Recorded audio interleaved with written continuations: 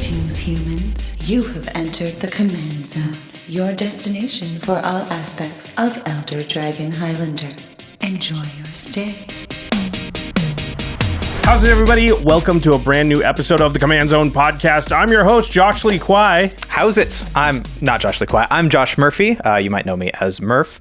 And yeah, we're here to talk about some Commander stuff, aren't we? We are talking about the brand new precon from Crimson Vow. We've been tasked with revealing, giving the full deck reveal to everyone out there. So we're pretty excited. We've been doing this for a number of sets now. Murph, you've been here for a bunch of them. Yeah, very excited. I love new cards, new Commander decks. Oh, they're so much fun.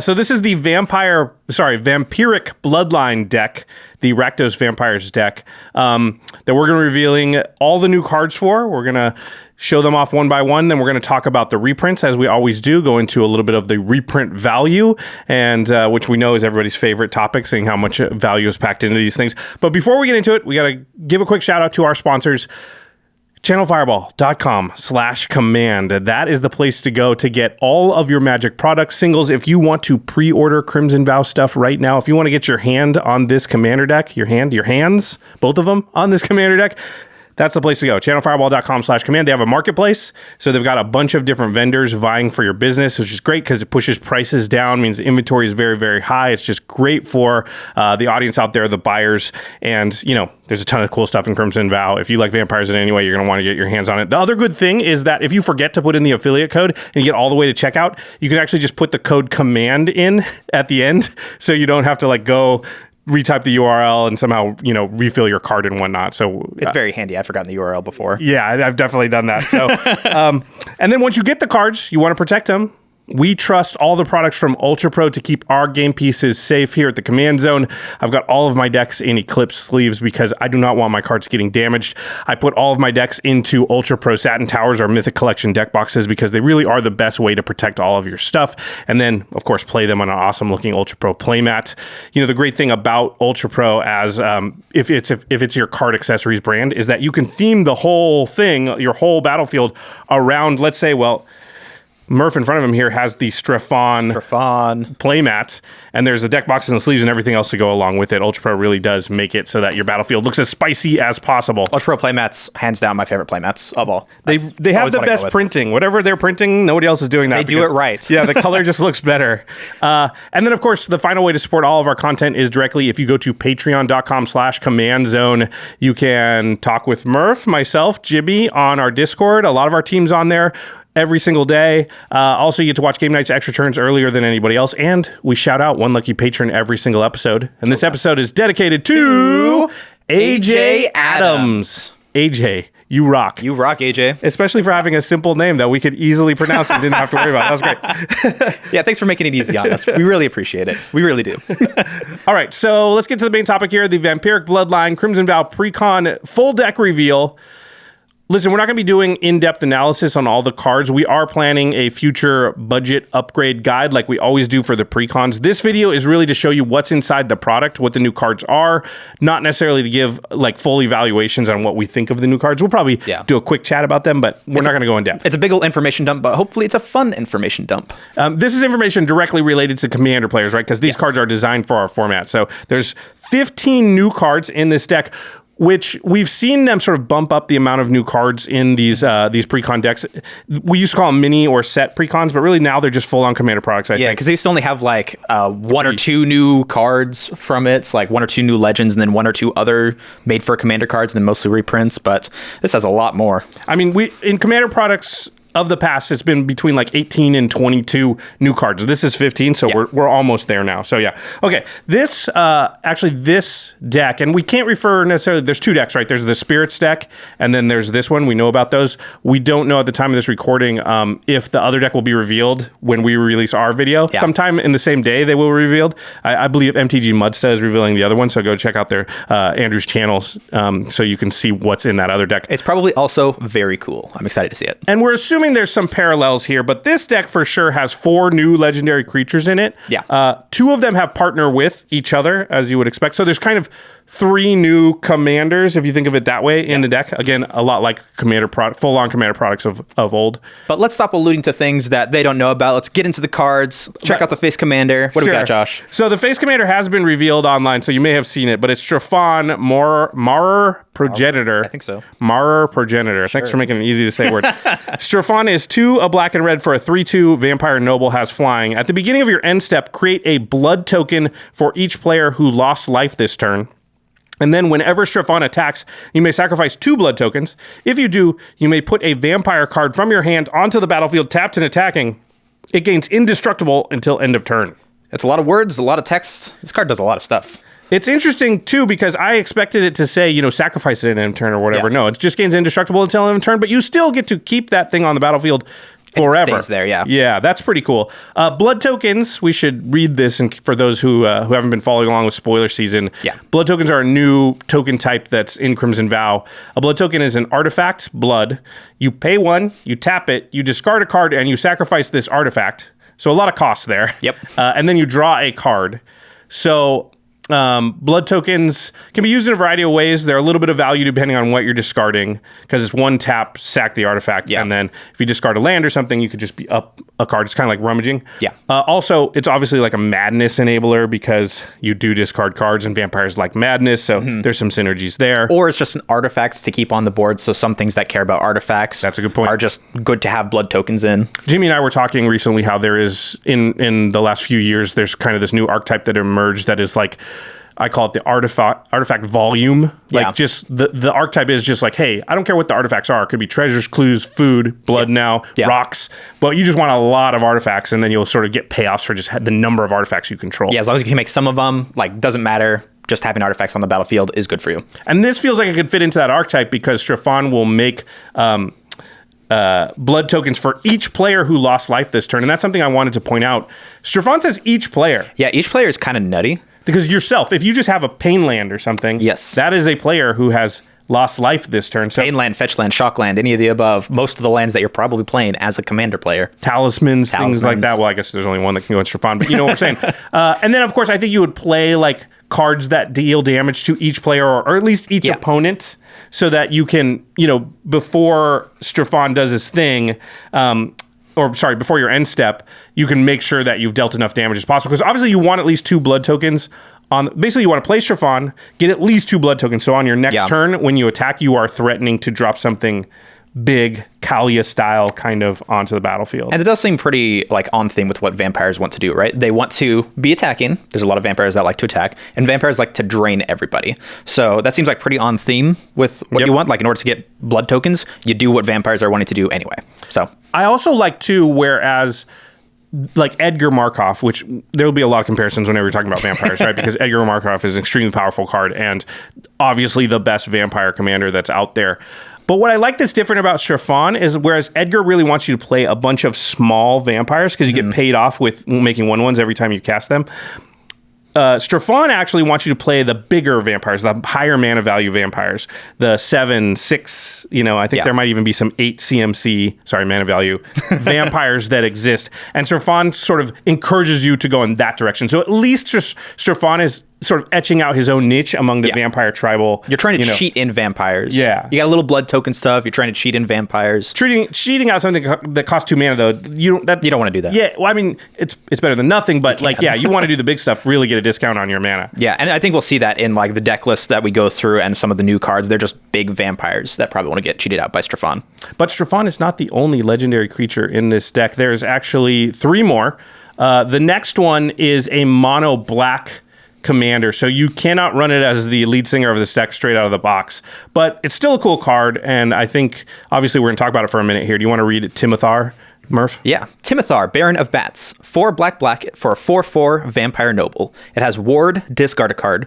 Whenever another non-token vampire you control dies, you may pay 1 mana and exile it. If you do, create a 1/1 black bat creature token with flying. It gains when this creature deals combat damage to a player, sacrifice it, and return the exiled card to the battlefield tapped. So once again, a lot of words. But what it does is whenever one of your non-token vampires dies, you can pay 1 mana, store it under a bat. When that bat deals damage, you can get that creature back. Yeah, pretty cool.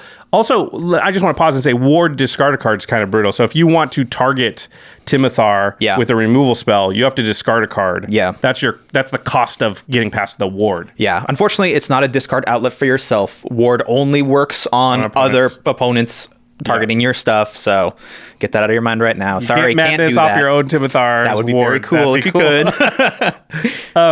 But then you'd have to like kill him or something, I suppose. I guess you do it with a pump spell or whatever. Anyway, giant growth. Yeah, it's fine. You can't do that. But all right, yeah. So you non-token vampire you control dies. You make a 1/1 flyer, and then when that 1/1 flyer hits somebody, whatever the thing was that died comes back out onto the battlefield. Yeah. So you do have the downside of you can pay the 1 and exile it, and then once that creature token like dies or gets removed before it's able to deal combat damage, you don't ever get that other thing that you exiled back. Yeah, so that's interesting because, a lot of times vampire decks or decks like this are going to want to be sort of aristocracy. Yeah, you want to bring your stuff back. So it can be risky, let's say, to exile your card rather than let it go in the graveyard where you'll be able to find it again. Because if it's exiled and then like you said, the bat gets killed before it deals combat damage, that thing's just going to stay in exile forever. So be careful. Yeah. Be careful there. I do like that is something that I've noticed WotC, their R&D's been doing more often. Just don't put in constant recycling things over and over and over again. There's got to be some cost to it, some sort of downside. And this downside is, well, if you remove the bat, you might not get the thing back. So Timothar seems like it's going to want vampires that have enter the battlefield effects, because you're basically getting the vampire to come in. At some point it dies and then it comes back. So that's a way to get value. And then it feels like you're going to want sacrifice outlets, because what you really going to want to do is like get your ETB vampire out, goes around the table, gets the inset before your turn, you sack those vampires, get bats. Now you untap, say attack, get those vampires back out, get more ETB effects. Exactly. That feels like that's going to be the strategy. It's mono black, so it might be a little tougher to pull off. But yeah, it is 6 mana as well, so that might be a little bit of a challenge, a little bit of a hurdle. But it's a really fun, really flavorful card. I like it a lot. Pretty cool. All right, there's 2 more legendary creatures, and they are the partners with commanders from this set. So partner with means that you can have 2 commanders in your command zone with partner with, but it has to be the specific ones that it says on the card partners with. So it's not like Thrasios and whatever thing with partner you have.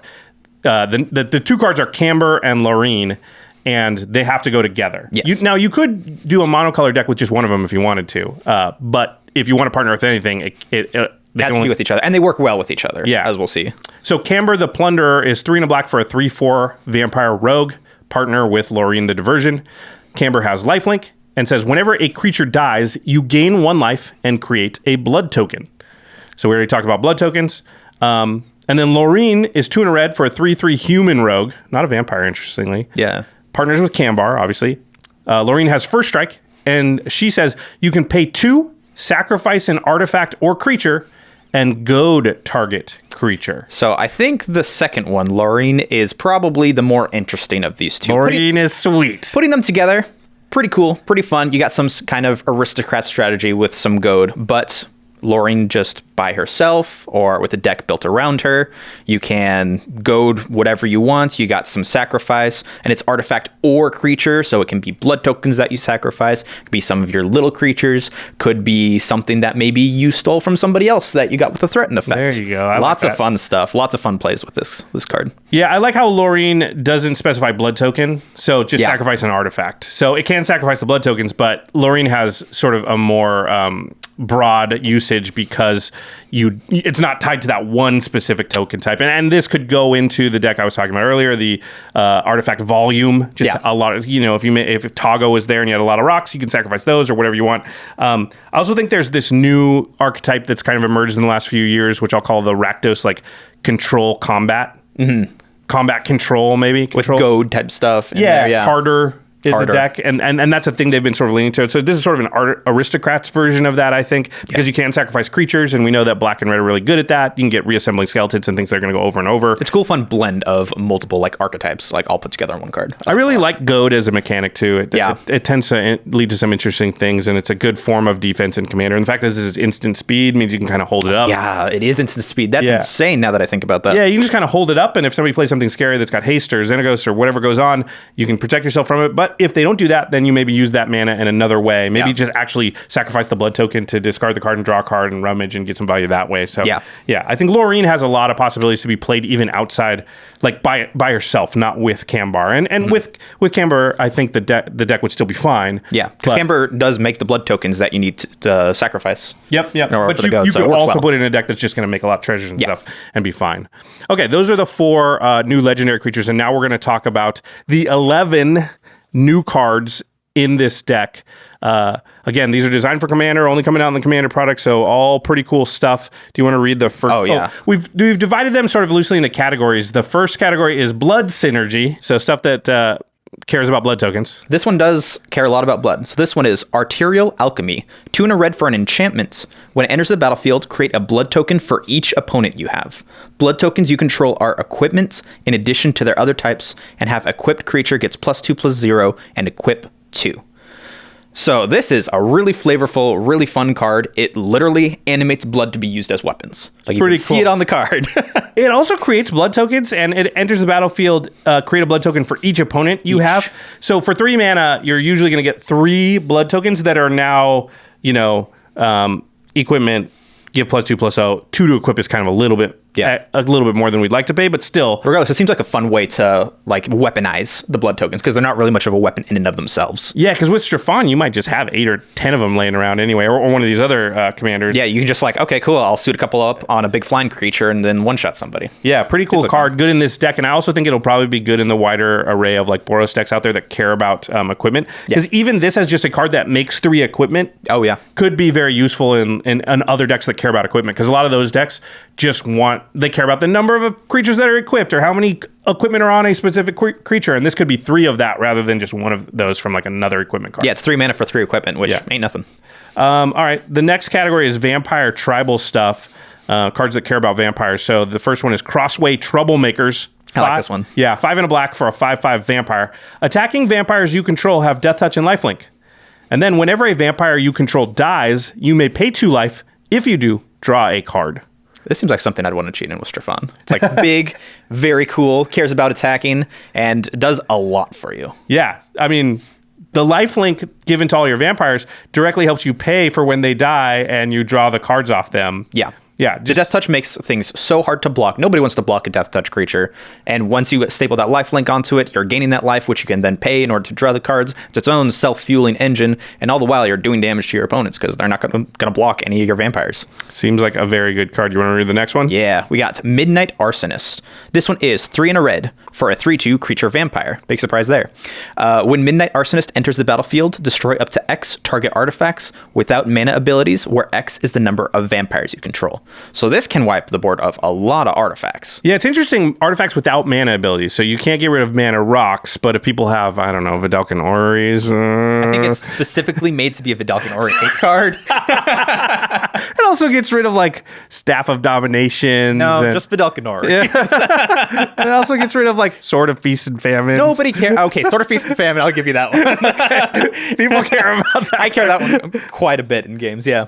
Yeah, so pretty cool. I think a vampiric way to get rid of a bunch of artifacts. But Vandal Blast we've seen can be pretty debilitating if it hits the right deck. So this will not get rid of mana artifacts, which I think can be good because that can really make it so one player is just done in the game when you Vandal Blast sometimes. Yeah, it's a little bit more fair. Yeah. All right, the next Vampire Tribal card in this deck is Olivia's Wrath.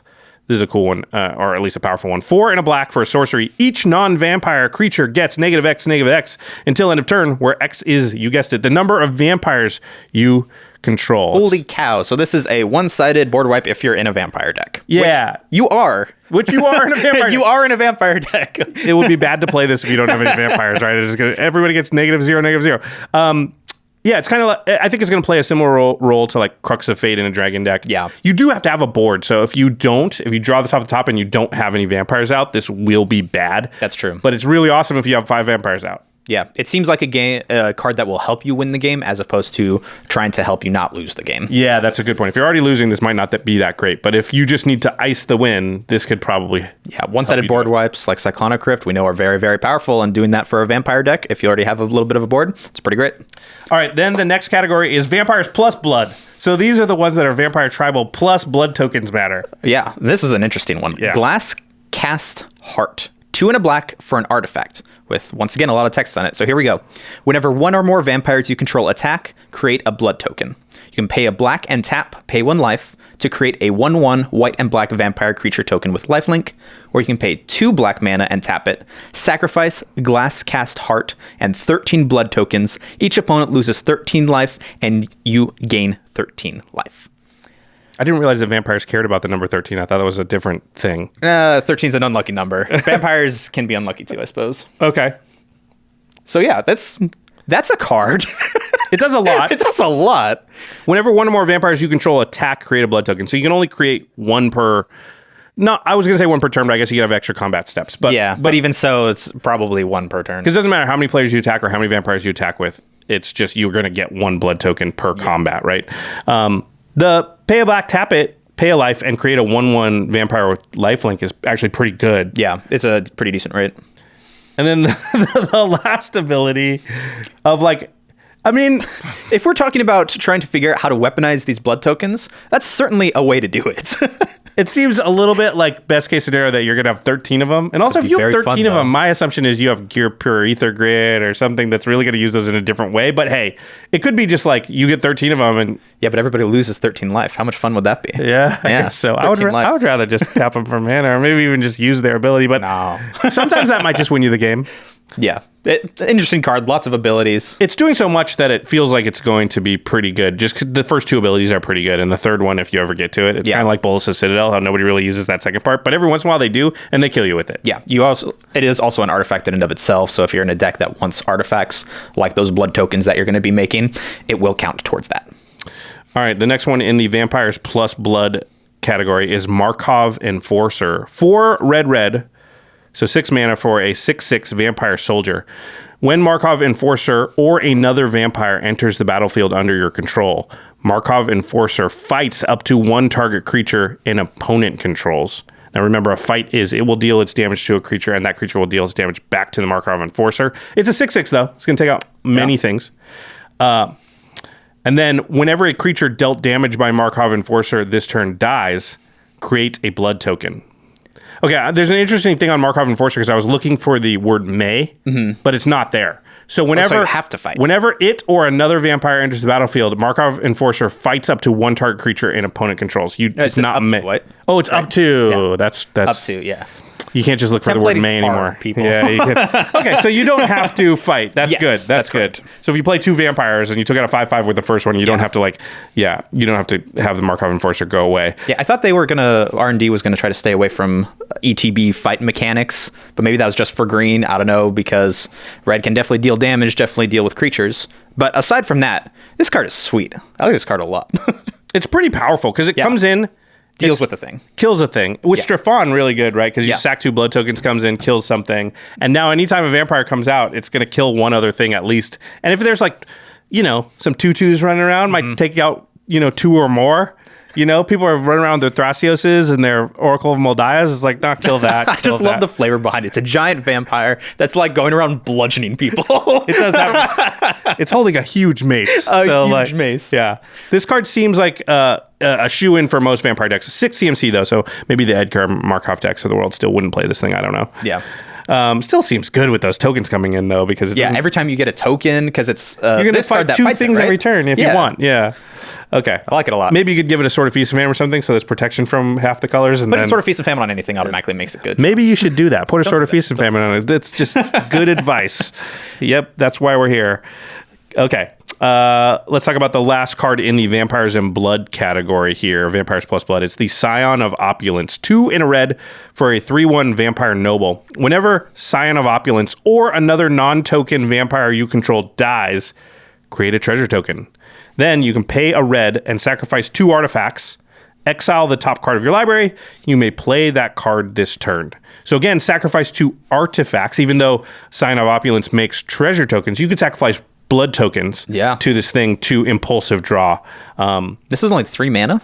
3 mana for a 3/1. It's going to make you a token when it, or a treasure when it dies. So it's going to give you a rebate. Going to make you treasure tokens when your other things die. And then you're going to be able to turn that into card draw. I'm putting that in quotes because impulsive draw is not the exact same, but it's still very good. Even so, it still seems like pretty nuts. This seems like a shoe-in for all vampire decks. Yeah, because in vampire decks, you want to be killing your own stuff. Yep. You want to be bringing it back in almost every vampire strategy at all. And it also has that extra rider of being able to cash in extra blood tokens, artifacts, whatever you've got, and get extra cards that way. And it's only 3 mana too, so it's a really low cost in order to do all that stuff. Blood tokens themselves are not super efficient in what they're doing, right? They cost a mana, you have to discard a card, and then finally you get your card, yeah. I would much rather pay 1 red mana, sacrifice 2 of them, and get the card draw, quote unquote, the impulsive draw off of it in this case. So I think this makes your blood tokens a lot better. So yeah, seems like a cool card. Again, you really only are going to play it in vampire deck because it doesn't do as much in other decks. I guess maybe those artifact volume decks would still play this. Yeah, still a lot of fun. Yeah.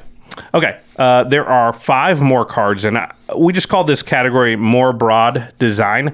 So it seems like in these decks we've seen this over the course of the last few of these from past sets, that they're putting in, a bunch of cards that obviously are focused on what the deck's trying to do. Yeah. But then they also find room to seed some cards that are just good in the greater world of Commander, just more cool, generic. fun, generic Commander cards that you're going to want to take out and then put in whatever deck you already have. Yeah, exactly. They can go in a lot more decks than just the precon deck. And these next 5 kind of fall into that category. You want to read the first one, Murph? Yeah. So we've got Imposing Grandeur. 4 and a red for a sorcery. Each player may discard their hand and draw cards equal to the greatest mana value of a commander they own on the battlefield or in the command zone. That is a wacky card, Josh. So if you have Strafon as your commander here, who is 4 mana. Yeah, then for 5 mana, you can discard your hand and draw 4 cards. But if somebody else at the table is playing, like, I don't know, Carador, and then somebody over there is playing with Rock and Thrasios, and they only get to draw 2. Yeah. So they probably don't do it. It's an interesting design space, and we actually saw a card, and I forget the name of it, that it was in black, that lets you kind of draw cards equal to the same wording to, whatever. This effectively reads whatever your commander's mana value is. Draw right? that. So it just works better if you have a higher mana value cost commander. What do you think it would be? Like 5 or above is probably where you want to be playing this card? I don't think you want to do it if you're CMC 3 or 4 seems iffy. So I would want to get at least 5. And obviously 6 and 7 becomes really good. Really good. It becomes one of the wheels. What's the more expensive wheel? Oh, Reforge the Soul. Right. And that one costs 5, right? If you don't miracle it. But it has the downside of everybody's going to do that, right? Everyone's going to discard and draw 7. This one, if you are a 5-6 CMC, mana value, commander, then it's liable to help you more than the other players to the point where they might not even do it. Yeah. It's also a May, which I like. Yeah. That's pretty interesting. I like that they've been doing that on wheels more recently. It's not a forced wheel. Everyone may opt in if they wish. Yeah. So I think that card's cool. And without going too super in depth here, I think this is an interesting design space that they've opened up with these 2 cards, the one I mentioned, which is for a long time we've had, think of the if your commander's out, this spell is free to cast, or Fury Storm and those kind of things. It's how many times have you cast your commander from the command zone in this game? Do this many times. And all of those mechanics are very heavily advantageous to the low mana value commanders, right? Because you're going to have low mana value commanders out on the battlefield more. Yeah. You're going to recast them more times, and they need to lean into this and actually, because as the format's gotten faster, we're already incentivized to run the lower mana value commanders. And so if you want to say, hey, we want the format to expand again to make it so that you can play the really high CMC commanders, then they need to give some incentives for that, and this is a way to do it. So I hope they do this. They open this design space up more. Yeah, because I want to play 6 CMC mana value. But right now it's all downside. Yeah, it's all downside. They need to give us some more upside, and this is a way to start doing it. So yeah, I hope they do this a lot more. Right, big tangent, but I like the card, like the design space. We're all about tangents here. This next one's pretty cool. So again, we're still in the more broad design category here, and this is Predator's Hour. 1 and a black for a sorcery. Until end of turn, creatures you control gain Menace, and whenever this creature deals combat damage to a player, exile the top card of that player's library face down. You may look at and play that card for as long as it remains exiled, and you may spend mana as though it were mana of any color to cast that spell. So all of your creatures on the battlefield, when you cast this, get sort of a version of Gonti's ability. Yeah. And they get Menace. So the reason I like this card, 2 mana. Yeah, it's 2 mana. 2 mana. It's a one-shot thing. happens, it does its thing, and then it's gone forever. But you may play those cards for as long as they remain exiled, and you may spend mana as though or mana for any color to cast It's like a spell. card draw. So it's not even impulsive draw, right? Yeah. Because you can play it on For your the next rest of the turn. game. Yeah, exactly. Anybody who's tried to kill Gonti knows that that doesn't work, actually. They could still play the card. And it has another... So it has the card advantage mode. You know, if you've got 4 or 5 creatures... They now have Menace. You're probably getting through. You're getting 4 or 5 extra cards off this thing, which is cool. But also, it gives a Menace. So it can actually also just be like hey, now I can swing in and win. So it has like a sort of hidden mode that beyond just the value. It's a little modal. Sometimes you just want the value and you have a few creatures, and then you can chip those creatures in, get some extra cards, and then you're back in it. Or if you're trying to just win, play this card, they'll have Menace, and then you can just... overwhelm your opponents, turn them sideways. Yep. Negate all their blockers. So I think for 2 mana, this seems like a really, really good card. Yeah. I like it quite a bit. All right. We've got 2 more to go. All right. We got... I think I said there was 5 cards left when we got this category, and I gotta apologize. It's 4. Yeah. 4. My bad. Shadow Grange Archfiend. 6 and a black for a creature demon. Interesting so far.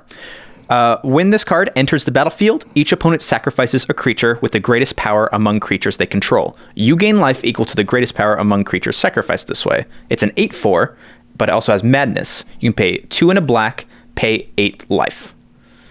So you can Madness it out for 3 mana and 8 life, so that it's not a 7 mana 8/4. Yeah.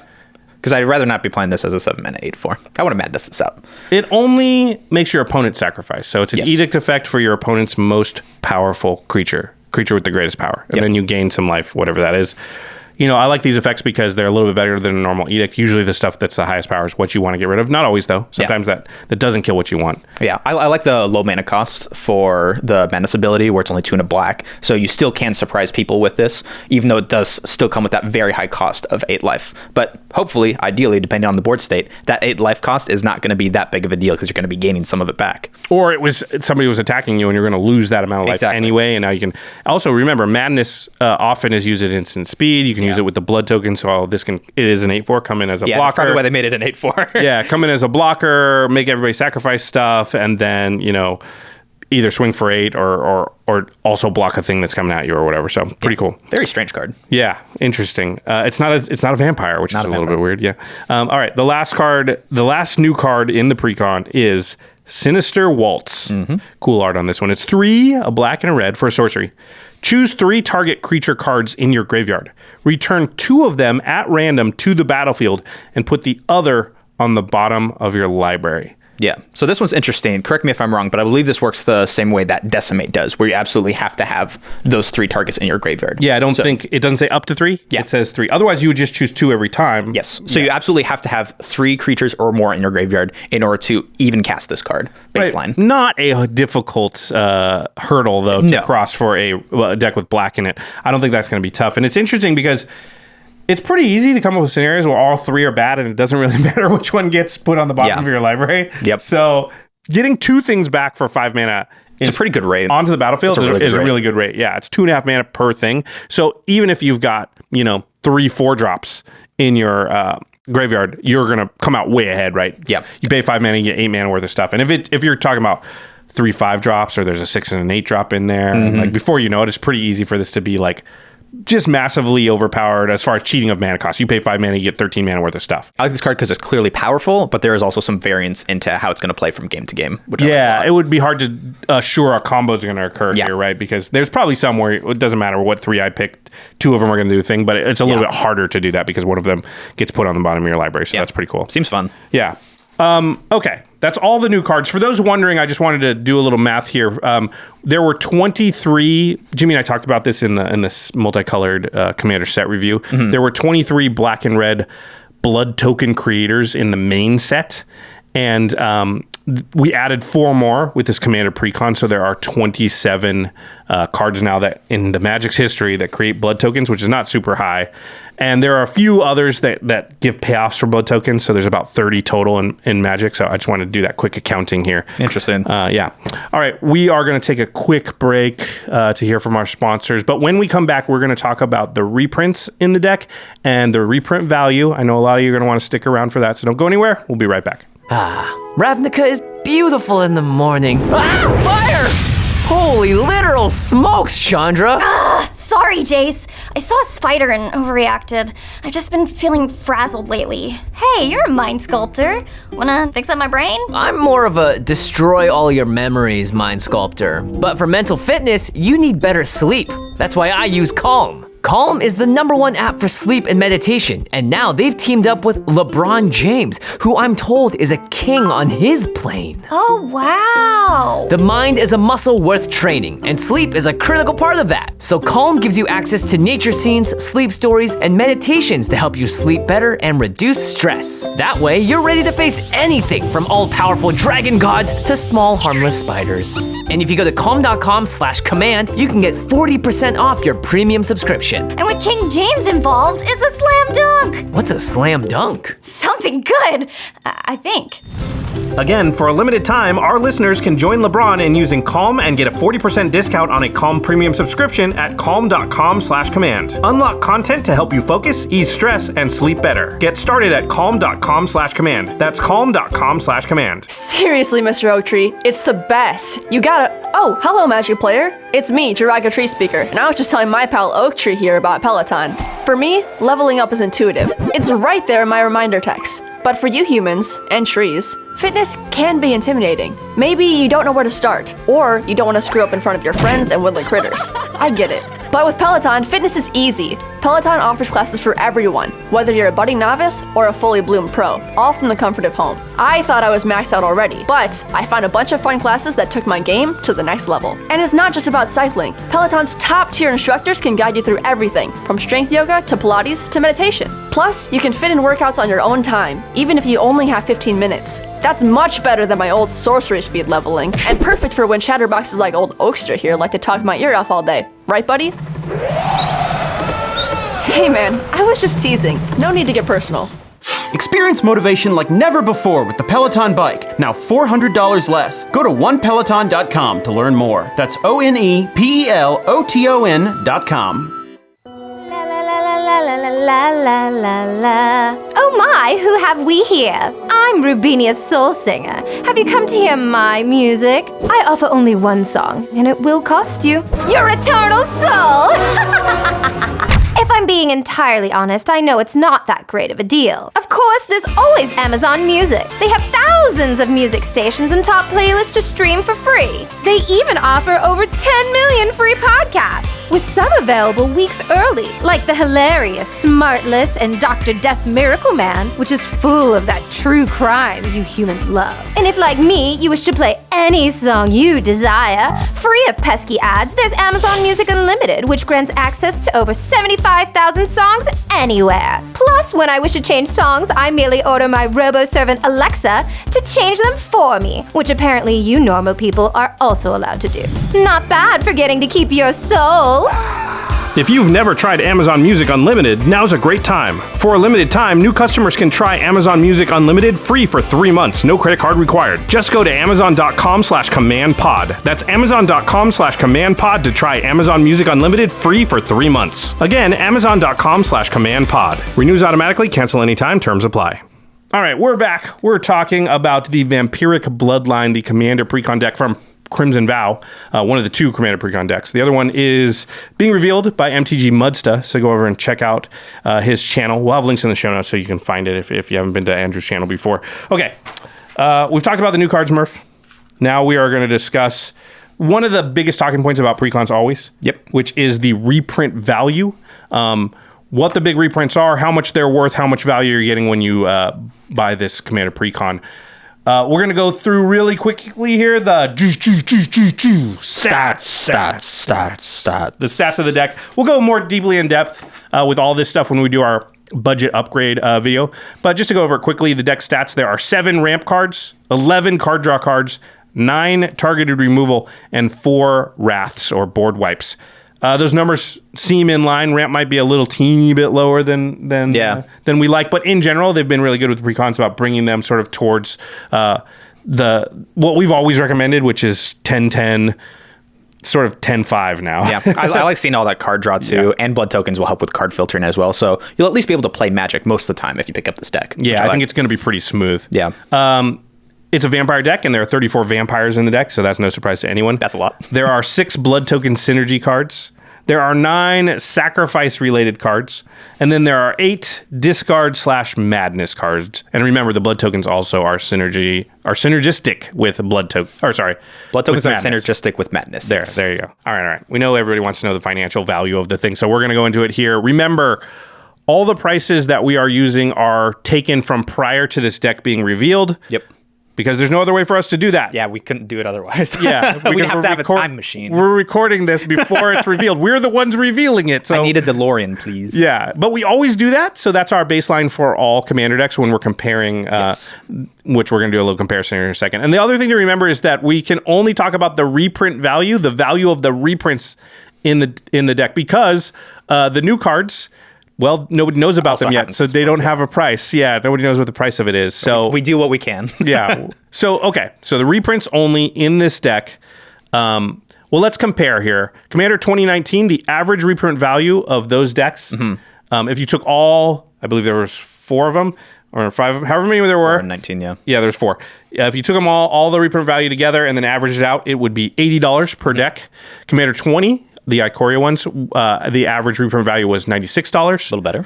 Commander 21 for Strixhaven was $88. That one fluctuated quite a bit, so I remember from that one, but overall still not bad. Yeah, a little low, I'd say, on Strixhaven there. Forgotten Realms, again, there were 4 decks. The average reprint value was very high. It was $115. Yeah, that's pretty insane. Per deck. And then the Midnight Hunt precons, which we just did, the average reprint value was $103 each. Yeah. And those ones are not Commander product official. All the rest were. The Midnight Hunt decks were not. And the Undead Unleashed deck that we did was actually like over $130. It was one of the highest reprint value precons we'd ever seen. Yeah, that deck is insane. Yeah, as far as reprint value. Okay, so Vampiric Bloodline, how does it stack up? So on this one, the reprint value is $95.35. So it's not the worst, but it's also not the best, right? Yeah, I think it's probably a little lower than we would like. I would say above $100 and you're pretty happy. But it's not. Yeah. It's not below 90, which I'd say is pretty bad. Anything that's in the 80s feels like it's actually kind of hard to just put together 100 Commander cards. Although, let's be fair, there are 15 new cards, so it's really 85 That's true. Cards. But it's actually difficult. You'd almost have to try to do it to get that 85 cards to come below, $85, right? Some of those are obviously basic lands and things like that, but if you just throw a dart at a wall full of magic cards. I don't know. This analogy is falling apart. But the random ones you would hit would add up to more than that. So yeah. So 95 feels like adequate, but nothing special. Nothing to like get excited about. I think we'd be like unhappy if it was below 90, but it's not a slam dunk like above 100 probably. Right. All right. Let's talk about what the reprints are. Again, there's going to be a full deck list linked in the show notes. So if you want to, see everything laid out nicely on Wizards' webpage, you can do that. It'll be in the show notes. We're just going to go over the major reprints here because we don't want to talk about every single reprint card. The standouts. Yeah. So the cards that are $5 or more, there are 4 of them. They are Nirkana Revenant, which is the one that makes your swamps tap for extra mana. Also, it's a vampire. Then there's, Nirkana Revenant, before the reprint was announced, it was $17.20. Pretty high. Yeah. I mean... It got reprinted in, like, Battle Bond, and that pushed it below 10 for a while, but yeah, it's been creeping up for a while, because a lot of mono black decks want this. Yeah, want this effect. I mean, it's a powerful card. $17 seems like a lot. New art, too. Pretty sweet.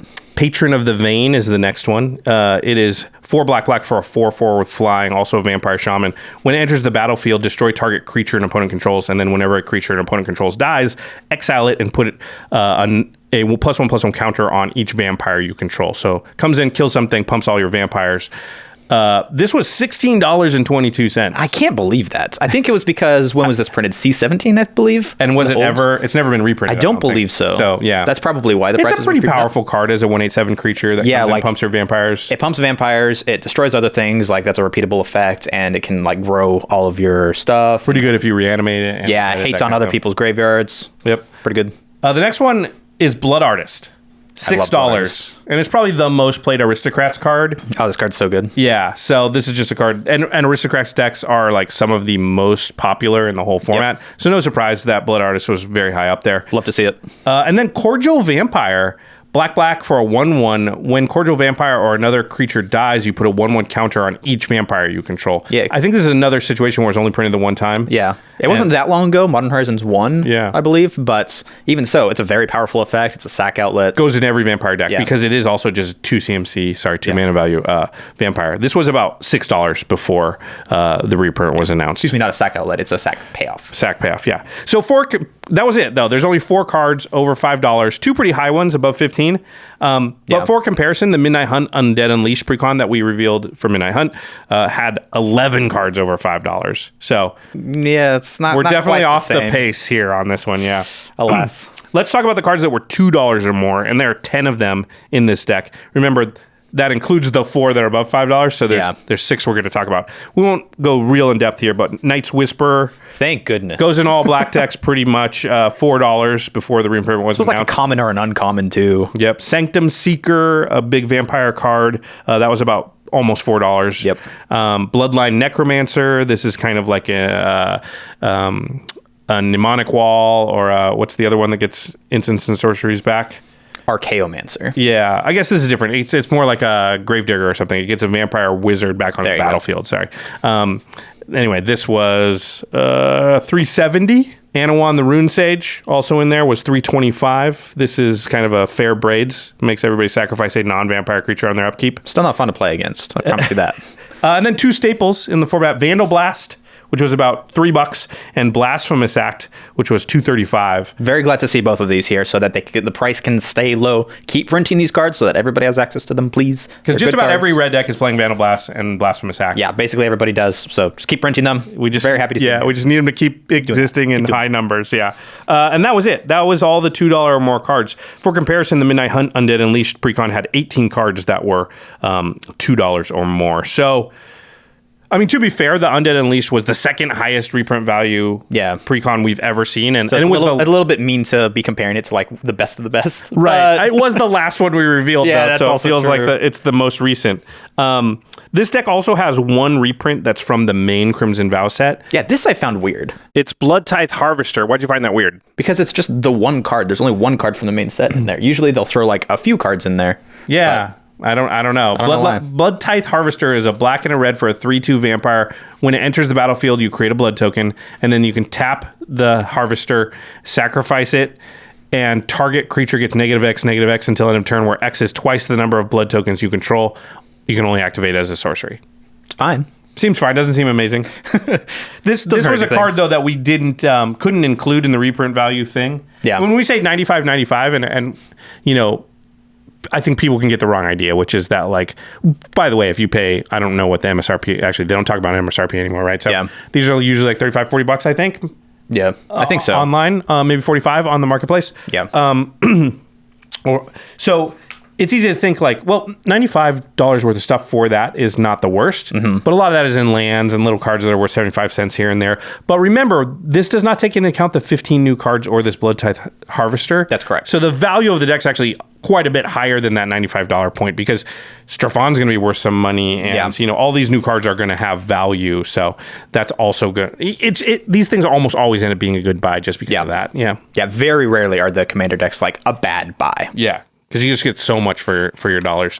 All right, let's one quick recap of the deck content. So there are 15 new cards, 60 reprints, and there are 25 basic lands in this deck. The basic land count is actually a little bit higher than we normally see in Commander precons. Because usually we're at like 37, 38-ish lands overall. Yeah. And so basics of that is usually like half. Yeah-ish. So you have 17, 18, a lot of Yeah. times. But a lot of times they're 3-color decks, so you need more color fixing. Yeah. 2-color decks, you know, basics are often what you want because they come in untapped. All right. So, Murph, what do you think overall of the Vampiric Bloodlines deck? It seems a lot of fun. I like the direction that they're going with Strafan and just play some big vampires, bash face, have some fun with that. I like some of the designs of the new cards, some of the ones that were not made, like the wheel card for the mana value of your commander in the command zone. I liked that one a lot. It's called Imposing Grandeur. Imposing Grandeur. I like the name of that, too. I like that design space. If I'm talking to Gavin or Glenn, Melissa, all our friends over there in R&D. We see this. We love it. Keep going. Please keep doing keep that. incentivizing and giving rewards for playing higher CMC commanders. I think the format does need that, and that will help bring us back into balance here, because we are definitely skewed towards it being very much advantageous and people being incentivized to playing low CMC stuff. Yeah, so I like how the deck seems to play out of the box, as well as the fact that it has some other toys. Even if I don't want to play vampires, I can pick this up, pick a couple cards out, throw it in the decks I already have, and I'll still feel like I got my money's worth. All right, to the listeners, how excited are you about this deck? What new cards slot in perfectly to your existing Commander decks? If you already have a vampire deck, it's probably Edgar Markov. Then there's probably lots of good cards in here for you. Yeah. All right. If you want to pick up this deck or anything from Crimson Vow, if you want to pre-order any certain cards, sealed product, anything at all, channelfireball.com/command. That is the place to go to get all of your Magic product, singles, anything at all. You know you're going to buy those cards anyway. You just may as well use our affiliate link when you do, because not only are you getting your stuff at the best price possible, you're getting professional service, because all the vendors on the marketplace for Channel Fireball are vetted. So most of them are local game stores. You're supporting LGSs, but also you're supporting the content that you enjoy here at the Command Zone, supporting game nights, extra turns, all of that. Remember also, if you forget to put in channelfireball.com/command at the beginning, you just type the code command into the little box at checkout, and that will also apply the affiliate code for you. Channel Fireball, like plenty of great prices on everything, great selection of cards, like really excellent user interface, honestly. Like it's just a joy to use, honestly. Yeah, so check it out if you haven't tried it already, or check it out again if you have tried it already. And then once you get those cards, make sure you protect them with UltraPro products. You don't want any of your game pieces to get mixed up. UltraPro is the company that we trust here at the Command Zone to keep our own decks safe. We say it all the time. Eclipse sleeves, Satin Tower, Mythic Collection deck boxes. They have actually Mythic Collection binders. Have you seen those? No, I haven't. They have the sweet, it's the same material they use on the deck boxes on the outside of a binder. It's really classy. So I really like to have the stitching and the nice those now. Feel. Yeah, they also have the the sort of leather finish, full art. I'm looking around here to see if we have one on set. Deck boxes. We'll put it on screen if you're watching the YouTube video that has like the showcase art from the set. There's like an those Olivia. I've seen. I like those quite a bit. Yeah, those they're like really classy, high class materials. They feel like a leather finish. It's really cool. So UltraPro always pushing the envelope, making cool stuff, and that stuff really does protect your game pieces the best. So make sure you check them out. All right. Did we decide if we're going to do an end step? We're not going to do an end step on this episode, I think. Yeah, let's do an end step. Oh, we're going to do an end step. We're going to do an end step. Oh, Murph has an end step. Okay. All right. So my end step is going to be during the past few months, actually for the past year or so, a lot of during pandemic, I've been getting a lot more into video game collecting. Video game collecting has been like a huge source of like joy for me, being able to get all these games that I've always wanted, that I've seen other people say are the greatest games of all time, and I finally get to like put that cartridge into my Super Nintendo and play it. So it's you're big into like this console stuff. Console specifically, it's collecting. Like old school console gaming. Well, not necessarily old school solely. Right. So that's what I want that step to be about.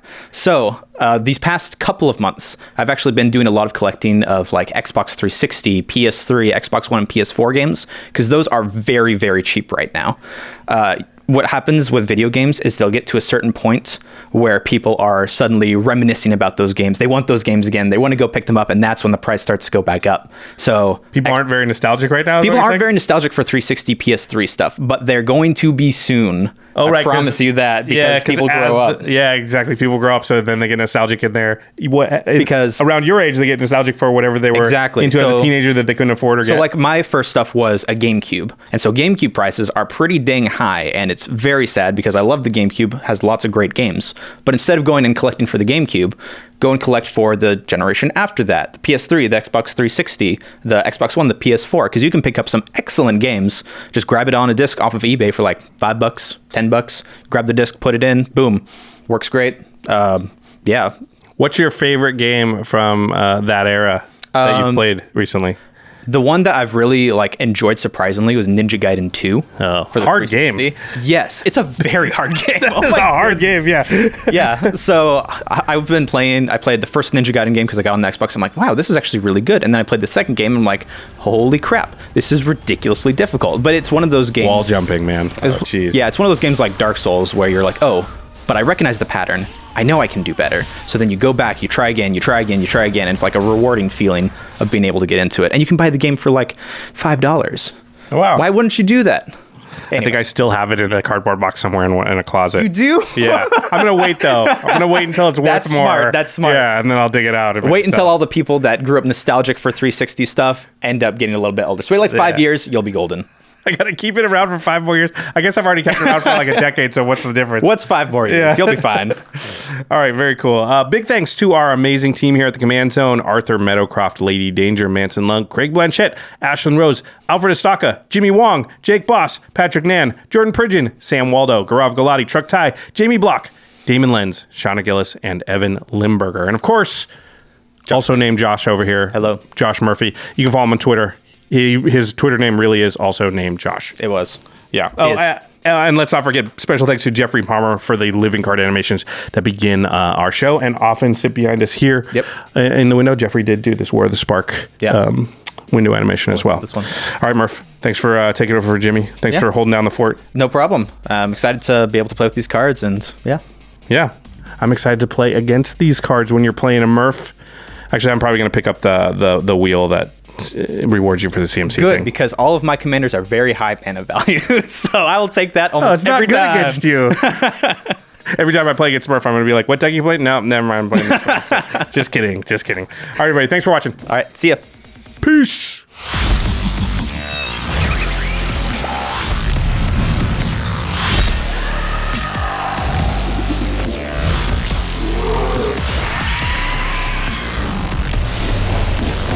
Thank you for your attention.